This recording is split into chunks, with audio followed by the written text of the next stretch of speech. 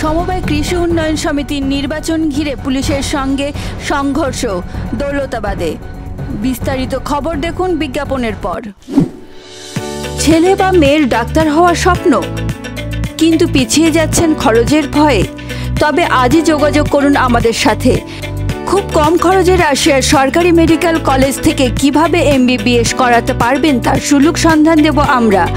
আমাদের যোগাযোগ নাম্বার 9932136699 অথবা 9434180878।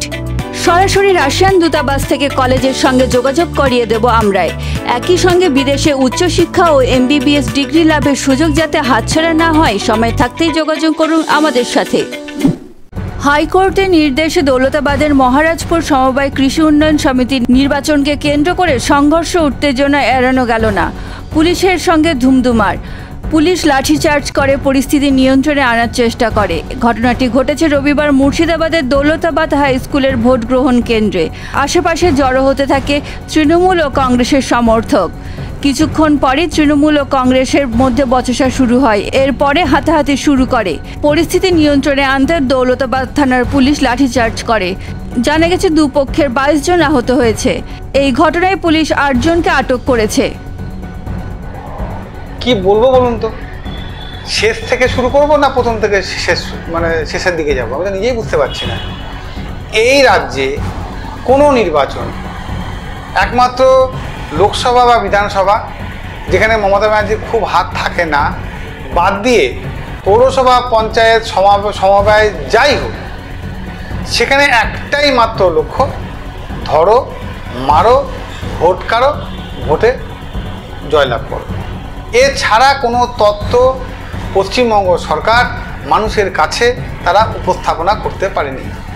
ফলে আজকের ঘটনাটাও ঠিক তার ব্যতিক্রম নয়। দৌলতাবাদ হাই স্কুলে আজকে সমবায়ের ভোট হচ্ছে।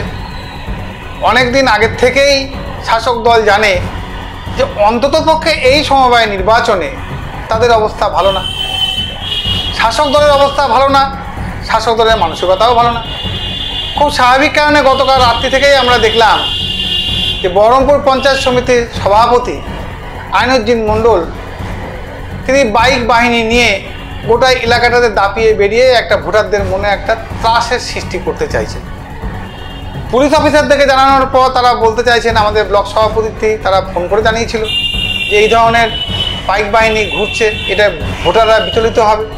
পুলিশ অফিসার বলছে তাহলে পাল্টা আপনারাও ঘোরেন, অর্থাৎ তখন মানে আপনারাও ঘোরেন ওরাও ঘুরুক, একটা কিছু লড়াই হোক, তখন আমরা গিয়ে মোটামুটি এদেরকে দুটো আপনাদের 6টা খেয়ে দিয়ে দেবো, ব্যথা আমাদের দায়িত্ব শেষ। অর্থাৎ এই গণ্ডগোলের আগে কালকে রাত্রির থেকে পুলিশের আরও বেশি সজাগ হওয়া উচিত ছিল। 2, যারা গণ্ডগোল করছেন তারা মমতা ব্যানার্জিকে কতটা সাহায্য করছেন জানি না, তাদের নিজস্ব তল্পা গোছানোর জন্য তারা মানুষের মধ্যে একটা ধারণা তৈরি করে দিয়েছেন যে তৃণমূল মানেই দুর্বৃত্ত, তৃণমূল মানেই চুরি ডাকাতির দল, তৃণমূল মানেই ভোট লুট করা দল। এই তত্ত্বটাকে তারা কিন্তু খুব ভালোভাবে তারা মানুষের সামনে প্রতিষ্ঠা করেছে। এটা আমাদের একটা লাভ বলতে পারেন। মমতা ব্যানার্জি কতটা ক্ষতি, মমতা ব্যানার্জি কতটা লাভ, সেটা মমতা ব্যানার্জি বিচার করবেন। কিন্তু এই সমস্তগুলো করে মানুষের মধ্যে আজকেও আমাদের সেখানকার টেন্ট ভেঙে দেওয়া হয়েছে। আমাদের যিনি উপপ্রধান প্রদীপ, তাকে মেরে মাথা ফাটিয়ে দেওয়া হয়েছে।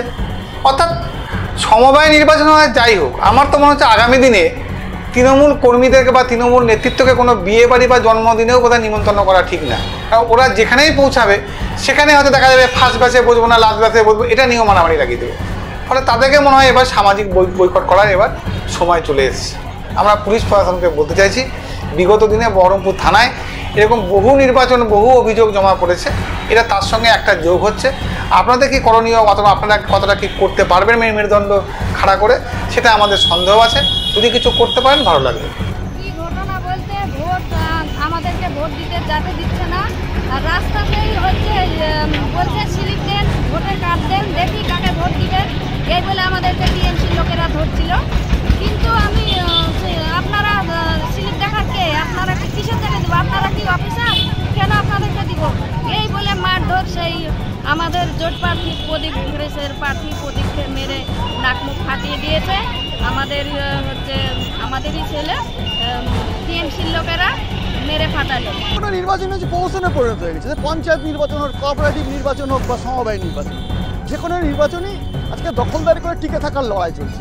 তৃণমূল কংগ্রেস আর কি করবে, আর তো কিছু করার নেই। যতদিন তৃণমূল কংগ্রেস থাকবে ততদিন এইসব থাকবে, বোম গুলি পিস্তল। আজকে এখন দখলদারি করে টিকে থাকতে হবে, পয়সার লড়াই চলছে, খালি পয়সা, যেখানে পয়সা সেখানে তৃণমূল লড়াই করে টিকে থাকা, এই হচ্ছে এখন কাজ।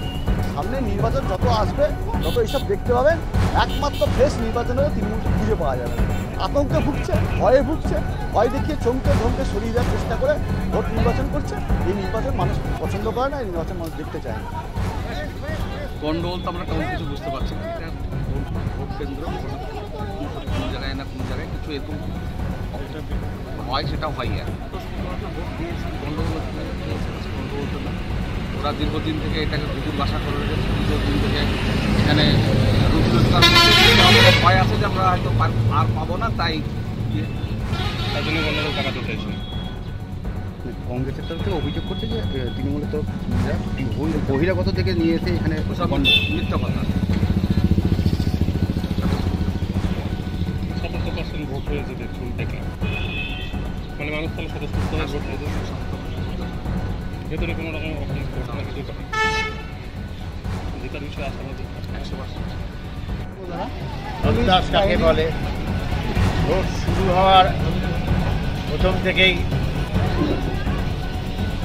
আমাদের যে ট্রেনটা ভাঙচুর করে এবং বাইরে থেকে চারিদিকে লোককে অবরোধ করে এবং ভোটের নামে প্রহসন হচ্ছে এবং পুলিশের একটা অংশ এর সঙ্গে সহযোগিতা করেছে, যেটা খুবই নিন্দনীয়, যা আজকে আশা করা যায় না। সমবায় সমিতির নির্বাচনকে ঘিরে সংঘর্ষ, পুলিশের লাঠিচার্জ, আহতও হন বেশ কিছু জন।